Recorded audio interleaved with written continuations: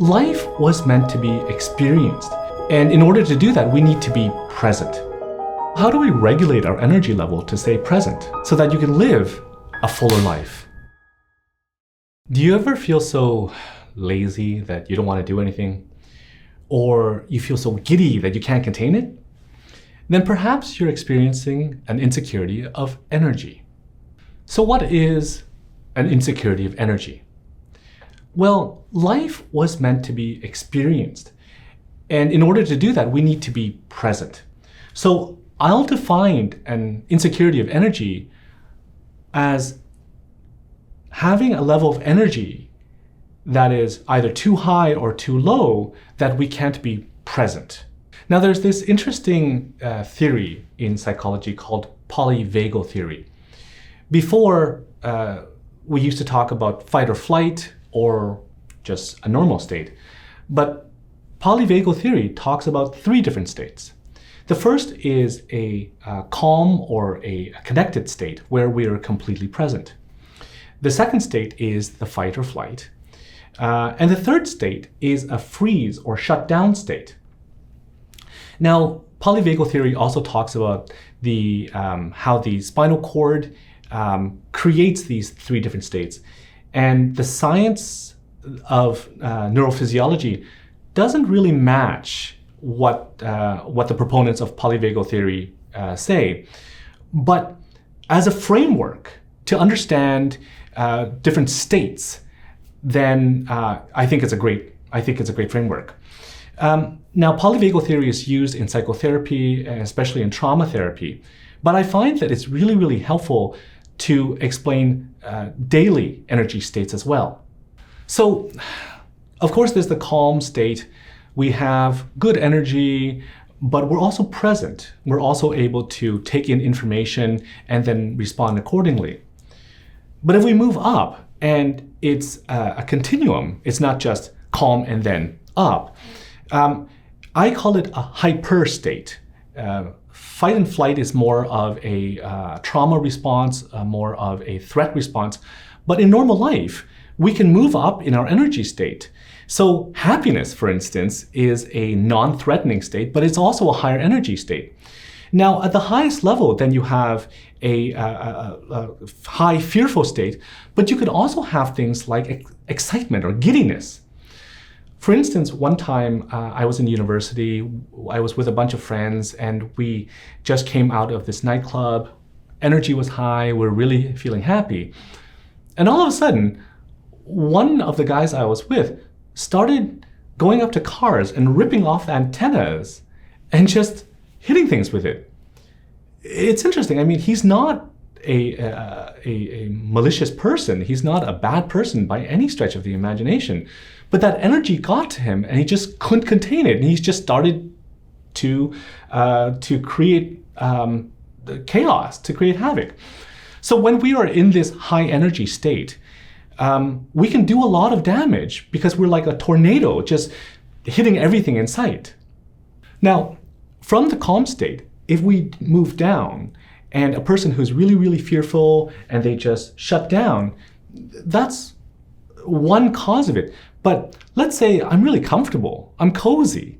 That's also a lower energy state. And so I'll call it a hypo state.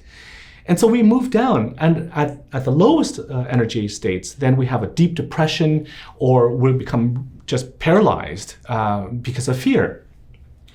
Now, when we get into that a lower energy state, and it's as simple as being like just really, really cozy or having a food coma, we really don't want to do anything. And in this instance, we lose out on life because we don't want to interact with anybody. We don't want to be doing anything. So we lose out on different opportunities to engage with life and be present with life. So how do we regulate our energy level to stay present? Well, one thing we can do is to tap into our resources so that we don't have to use as much energy. For example, driving drains me a lot because I have to contend with traffic and starts and stops and just crazy people. So instead, I can take public transportation. I can take an Uber.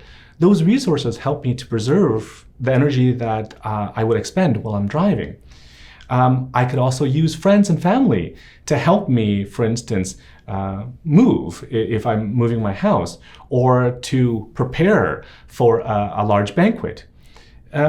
Those strategies help to conserve energy. Now, sometimes when we're low, we need our resources to help us bring up our energy. And some people, they have what's called an accountability partner. And those people, like one time I had an accountability partner to get me to go to work out. And that person would call me and say, hey, listen, time for us to go. And I would be like, but I don't want to. And then they would say, but we have to, so come on, let's go. And that was helpful. And sometimes I would be his accountability partner. So our resources can actually help us be pulled up when we're in a lower energy state. Now, we can also find things that help us move up and down energy states. Movies or music can both inspire us or calm us down. Meditation techniques can help us to focus our mind, to revitalize us, or to get us to go lower in our energy state. Breathing exercises also allow us to increase or decrease our energy state. Now, if we want to increase our capacity to hold energy by making our bodies a better vessel for energy, then the three basic things are managing our diet, exercise, and sleep. So with diet, eating foods that are raw and are high fiber, high nutrients, like fruits and vegetables, can help our digestive system be clean and allow us to absorb energy from other foods much faster, as well as get rid of the fats and the preservatives, so that we don't take that into our bodies and become sluggish. If we eat high fats, our bodies need energy to break down those fats. So instead of giving us energy to do things, our body shunts all of that energy to our guts to break down those high fatty foods. And of course, if we eat a high sugar content food, then we would get high energy and then crash. So having a nice balanced diet will make sure that our energy levels are allocated to the right things, like movement, like thinking, instead of like digesting.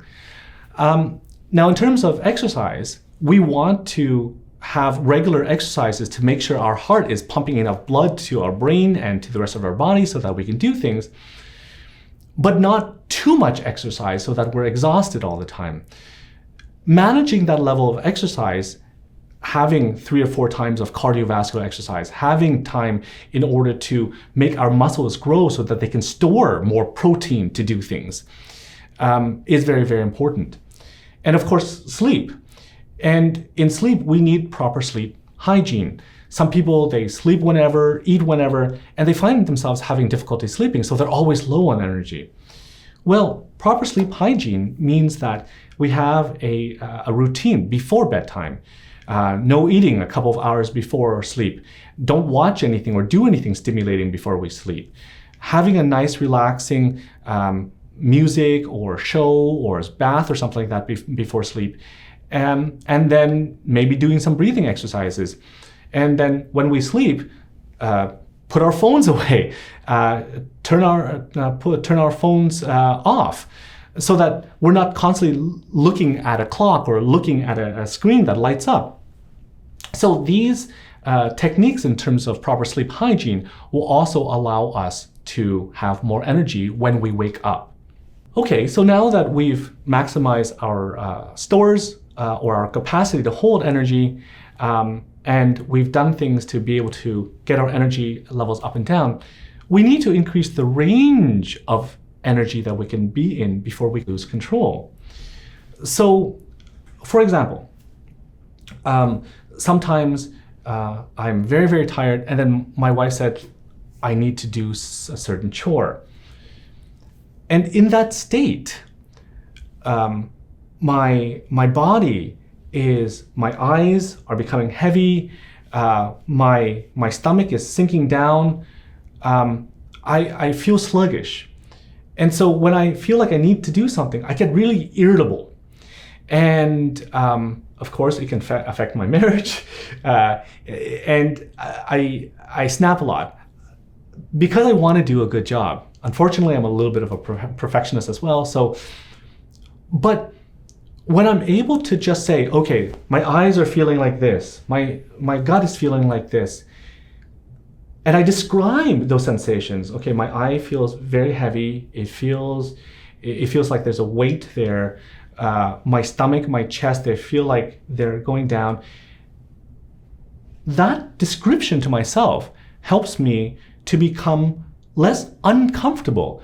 And as a matter of fact, I can do my chore and not get irritable and then get some rest afterwards. On the other hand, when I get really excited or giddy about something, then I feel that my face, it's tingling, it's expanding, my head is expanding, it wants to move up. There's a sort of this movement inside of my chest. Again, if I describe those sensations to myself, I become more comfortable with them. So I'm not, I don't lose control of my mind and stop thinking and then start saying or doing stupid things. That acceptance, that awareness of my body sensations is very useful to increase that range so that I don't lose control.